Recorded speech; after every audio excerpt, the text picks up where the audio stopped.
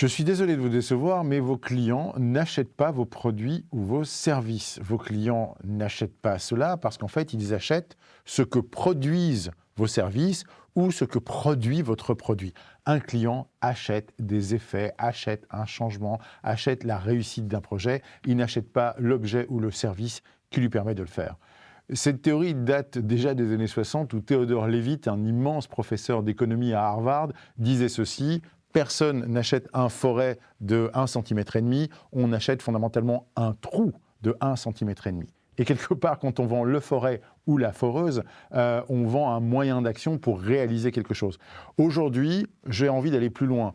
Vous ne vendez même pas une foreuse ou un forêt. Que vendez-vous quand vous vendez des articles de bricolage à un père de famille? Mais vous vendez simplement le regard admiratif de sa femme et de ses enfants au moment où il sera redescendu de l'escabeau avec sa foreuse en main et que maman dira à son fils: tu as vu comme il est fort papa, comme il a bien bricolé. C'est ça que les gens achètent fondamentalement. Ils n'achètent pas un produit, ils achètent la jouissance de son résultat.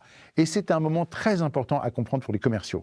Parce que si vous arrivez à mettre en grâce ce moment, à le mettre en situation, à le visualiser, voire même à en faire une cérémonie, alors vous avez tous les éléments nécessaires pour faire un magnifique transfert émotionnel au moment de la vente. Je vous explique. Évidemment, lorsque vous vendez une voiture à un particulier, le moment haut en termes de dopamine et d'énergie, c'est le moment où vous allez signer. Mais n'oubliez pas que le client, quand il signe, lui, il n'ajuste rien du tout. Il s'est engagé à vous payer une somme d'argent, c'est une perte dans sa tête. Le moment de jouissance pour le client, c'est le moment où il prendra la livraison de son véhicule, le moment où il fera les premiers 10 ou 20 km avec cette merveilleuse voiture. Si vous sacralisez ce moment parce que dans la remise des clés, vous allez lui faire la démonstration de la voiture, il y aura peut-être une petite surprise qui l'attend, elle sera peut-être cachée par un ruban ou une couverture, eh bien vous allez sacraliser ce moment. Autre chose, j'ai travaillé avec des gens qui vendent des cassettes ou des poêles à bois.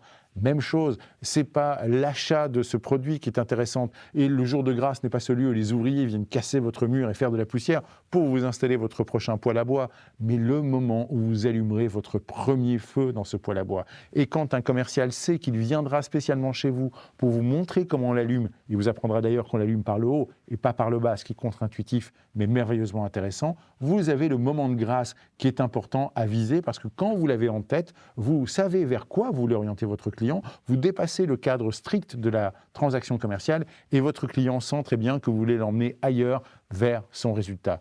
Donc, de grâce, arrivez à projeter vos clients vers le moment de grâce, vers le produit du produit, vers les effets de ce qu'il veut acheter et pas simplement l'achat en lui-même. Ça vous permettra de le guider, de transférer des émotions positives et de vous réassocier à la vraie nature positive et fondamentale de vos métiers, changer la vie, offrir des expériences. On se retrouve bientôt dans une prochaine consultation de Dr Sales et n'oubliez pas que la santé de votre entreprise dépend avant tout de la santé de vos ventes.